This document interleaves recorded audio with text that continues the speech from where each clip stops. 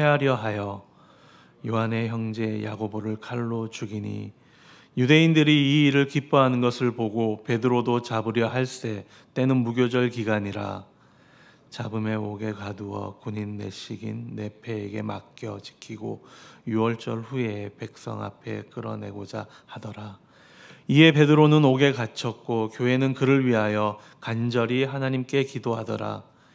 헤롯이 잡아내려고 하는 그 전날 밤에 베드로가 두 군인 틈에서 두 쇠사슬에 매어 누워 자는데 파수꾼들이 문 밖에서 옥을 지키더니 호련히 주의 사자가 나타나매 옥중에 광채가 빛나며 또 베드로의 옆구리를 쳐 깨워 이르되 급히 일어나라 하니 쇠사슬이 그 손에서 벗어지더라. 천사가 이르되 띠를 띠고 신을 신으라 하거늘 베드로가 그대로 하니 천사가 또 이르되 겉옷을 입고 따라오라 한대 베드로가 나와서 따라갈새 천사가 하는 것이 생시인 줄을 알지 못하고 환상을 보는가 하니라. 다 함께 읽겠습니다. 이에 첫째와 둘째 파수를 지나 시내를 통한 쇠문에 이르니 문이 저절로 열리는지라. 나와서 한 거리를 지나매 천사가 곧 떠나더라. 아멘. 오늘 본문은 한참 복음이 유다를 넘어서 이제 이방으로 퍼져 나갈 때 헤롯 아그라파 1세에 의해 사도들에 대한 박해, 특별히 야고보의 순교와 그리고 베드로의 극적인 탈출에 대해서 기억하고 있습니다. 이 사건은 초기 교회가 직면한 그런 외부적인 위험과 그에 대한 하나님의 초자연적인 응답을 우리에게 보여주고 있습니다. 극심한 박해 속에서도 하나님이 어떻게 당신의 교회를 보호하시고 그리고 기도의 능력에 응답하시는지를 우리에게 보여주고 있는 것입니다. 현대 사회에서는 종교 갈등이 정치의 갈등으로 자주 비화되곤 합니다. 고대 시대에도 사정은 마찬가지였습니다. 초대 교회는 한편에서는 유대교 지도부와 그리고 다른 한편에서는 로마 당국과 끊임없이 싸워야 했습니다. 이렇게 헤롯 왕이 교회를 핍박하기 시작했던 것입니다. 헤롯 왕이 1절 말씀해 보게 되면은 헤롯 왕이 손을 들어 교회 중에서 몇 사람을 해하려 하여라고 기록하고 있는 것을 우리가 볼 수가 있습니다. 여기서 언급된 헤롯은 유대 왕국의 통치자였던 헤롯 아그라파 1세를 가리키는 것입니다. 예수님이 태어났을 때 아기들을 학살하도록 명령했던 악명 높은 헤롯 대왕의 손자였습니다. 다른 헤롯들과는 달리 이 아그라파 1세는 유대인들의 환심을 사기 위해서 끊임없이 노력을 했던 것 같습니다. 그는 예루살렘에서 엄격하게 유대 율법을 준수하는 모습을 보여주었고 그리고 제물을 바치고 성전에서 경건한 생활을 하는 등 매우 경건한 유대인 지도자처럼 행동을 했습니다. 이로 인해 그는 당시 유대 대중과 종교 지도자들로부터 큰 인기를 얻을 수가 있었습니다. 이렇게 그는 정치적인 동기로 그리스도인들을 박해를 하였고 오늘 본문에서 헤롯이 교회를 박해한 것도 바로 이러한 인기의 몰이의 일환이었습니다. 세상의 잔인함을 여과 없이 우리에게 보여주는 것입니다. 그의 잔인함은 이렇게 이어집니다. 요한의 형제 야고보를 칼로 죽이니 또 유대인들이 이 일을 기뻐하는 것을 보고 베드로도 잡으려 하고 있는 모습을 보여주고 있습니다. 이 당시 초대교회는 유대교 내부의 이단적인 그런 분파로 여겨졌기 때문에 헤롯은 교회의 지도자인 야고보를 처형하고 베드로를 투옥함으로써 자신이 유대교회의 전통과 질서를 수호하는 왕임을 입증하려 했던 것입니다. 이는 헤롯의 통치 기반을 강화하기 위한 상당히 냉혹한 정치적인 결정이었던 것입니다. 그는 이렇게 타협과 폭력을 수단으로 사용했습니다. 유대인의 환심을 사기 위해 그들의 관습을 외식적이고 또 위선적으로 준수하는 한편 또 자신에게 반대하거나 위험해 보이는 세력인 이 기독교인은 폭력으로 제거했던 것입니다. 하지만 그와 반대되는 모습을 예수님께서는 보여주십니다. 예수님은 능력과 진리로 사람들을 모으셨습니다. 그분의 기적은 병든 자를 치료하시고 그리고 굶주린 자를 먹이는 사랑과 섬김에서 비롯되었습니다. 예수님은 희생과 자기 부인을 통해서 따르는 자들을 얻었습니다. 이렇게 헤롯은 잠시 유대인들의 환호를 얻었지만은 그 인기는 하나님의 영광을 가로챌 때 즉각적인 심판으로 드러났습니다. 그의 통치는 오래가지 못했으며 그가 쌓아 올린 모든 것은 그의 죽음과 함께 무너졌던 것입니다. 하지만 예수님의 복음은 핍박과 순교 속에서도 사라지지 않고 오히려 전 세계로 퍼져나갔습니다. 그분을 따르는 사람들은 일시적인 인기나 세상 권력을 추구한 것이 아니라 영원한 생명을 얻었습니다. 이렇게 헤롯의 인기는 세상적인 권력 구조 안에서 피어난 정말 덧없는 그런 꽃이었지만은 예수님의 인기는 영원한 진리와 생명을 향한 인간의 근본적인 갈망에 응답한 결과였다라는 것입니다. 이러한 갈등의 원인은 힘과 관련이 있습니다. 로마 제국의 힘은 딱히 이야기하지 않아도 이 당시 어떤 대적도 없다는 것을 우리는 잘 알 수 있습니다. 그렇다면 교회는 어떤 힘이 있었을까요? 만약에 교회와 로마 제국의 힘이 같은 종류였다면 이야기는 아주 쉽습니다. 어느 누구 하나 점령되면 그것으로 끝이 나기 때문입니다. 하지만 이런 갈등이 순전히 힘싸움이었다면 이 당시에 로마는 교회를 짓뭉개 버렸을 것입니다. 하지만 교회는 힘의 불균형에 전혀 굴하지 않고 복음 선포를 통해 표현되는 그 믿음으로 이 갈등에 대응하고 있는 것을 볼 수가 있습니다. 예수 그리스도의 죽음과 부활을 확인한 사도들의 믿음은 죽음을 이기는 믿음이었습니다. 그랬기에 순교도 마다하지 않았던 것입니다. 야고보의 죽음도 마찬가지였습니다. 야고보는 12제자 중 최초의 순교의 피를 흘린 사도였습니다. 야고보는 한때 예수님의 왕국에서 권력을 쥐고 싶어 주의 영광의 자리를 요청했지만은 예수님은 섬김과 희생이야말로 진정한 왕국의 방식이라 가르치셨습니다. 이렇게 야고보의 죽음은 왕국에서 가장 큰 자가 되기 위해서는 가장 큰 희생을 감수해야 한다는 예수님의 가르침을 문자 그대로 실현했던 것입니다. 예수님은 야고보의 순교를 허락함으로써 이 땅에서 당신을 따른다는 것은 세상 권력과의 타협이 아니라 핍박과 죽음을 감수하는 것임을 명확히 하셨습니다. 이렇게 함으로써 죽음의 가치가 완전히 달라졌던 것입니다. 복음을 믿는 자의 죽음과 믿지 않는 자의 죽음의 가치는 정말 비교의 대상이 되지 않음을 우리는 알 수가 있습니다. 특별히 오늘 본문에 나와 있지 않지만은 헤롯의 죽음과 비교해봐도 그것은 분명하게 드러날 것입니다. 헤롯이 이 영광을 그가 얻은 영광을 하나님께 돌리지 않자 주의 사자가 그를 쳤고 그는 벌레에게 먹혀 죽었다라는 것을 우리는 잘 알고 있습니다.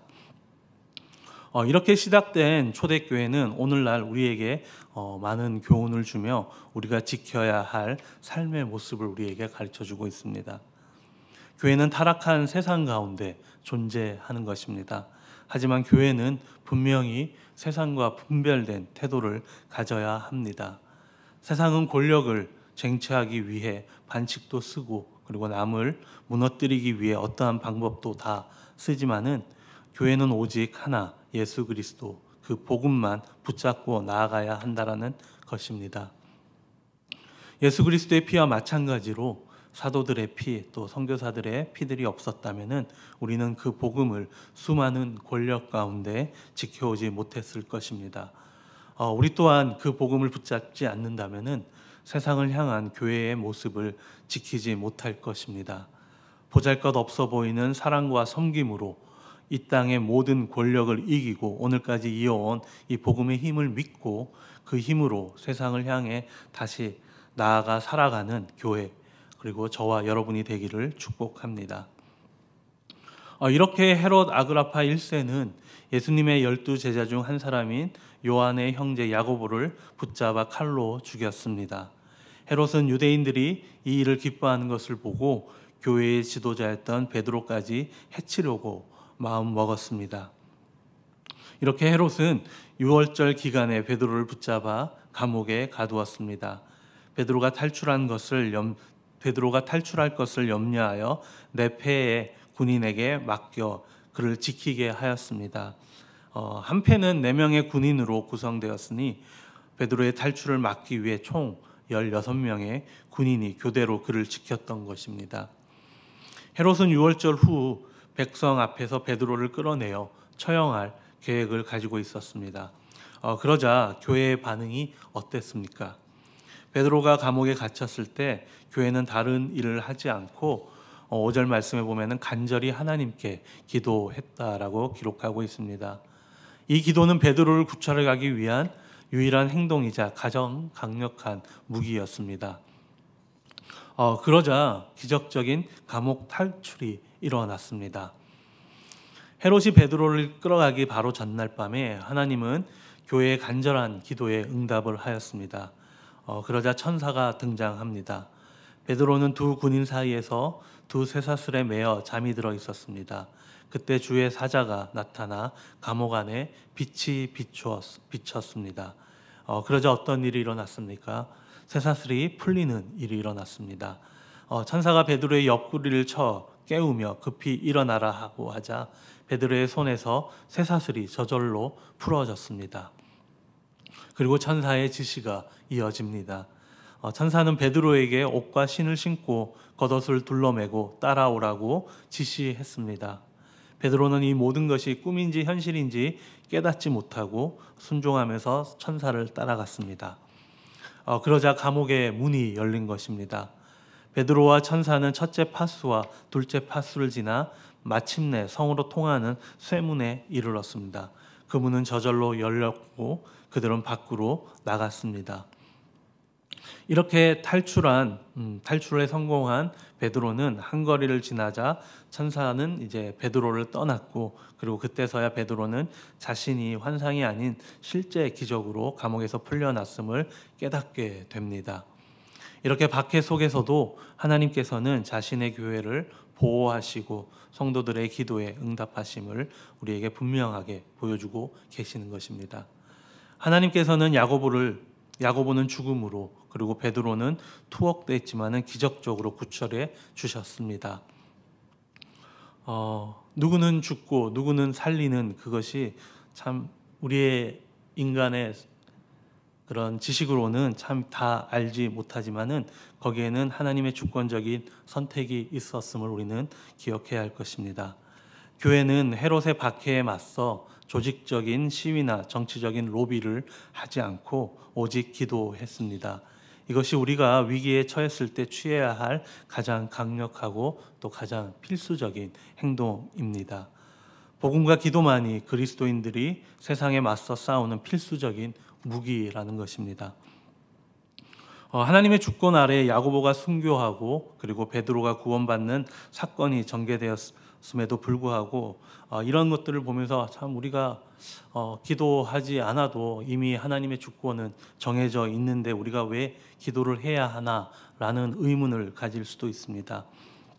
하지만 그럼에도 불구하고 우리가 기도를 해야 하는 이유는 그 기도가 하나님의 주권을 움직이는 도구이거나 하나님의 뜻을 바꾸는 수단이라서가 아니라 하나님께서 기도라는 방식을 당신의 뜻을 이루는 통로로 이미 정하셨기 때문이라는 것입니다. 베드로도 감옥 문을 나오기 전에 이게 무슨 일인지 인식하지 못했습니다.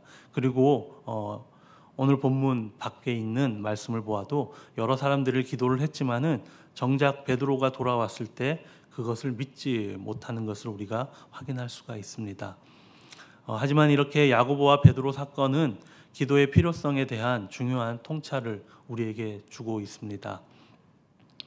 우선 기도는 하나님의 주권적인 뜻을 수행하는 과정에서 우리의 마음과 신앙을 훈련시키는 그런 영적인 작업이라는 것입니다.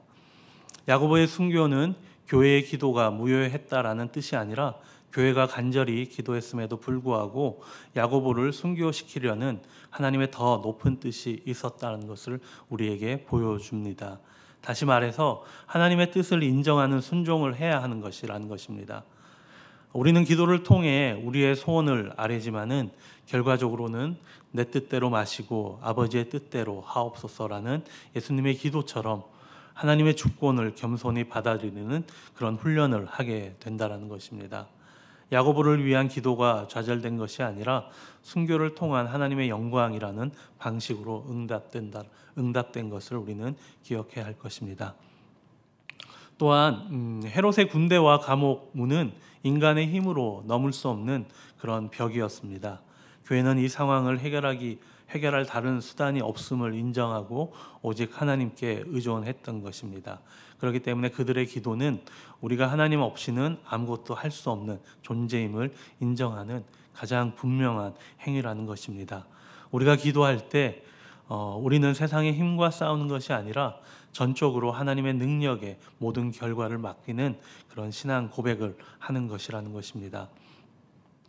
결론적으로 우리는 하나님의 주권이 이미 모든 것을 결정했기 때문에 기도하는 것이 아니라 또 기도를 하지 않는 것이 아니라 하나님께서 당신의 계획을 우리의 기도를 통해 펼쳐내시기로 정하셨기 때문에 우리는 끊임없이 기도해야 한다는 것입니다.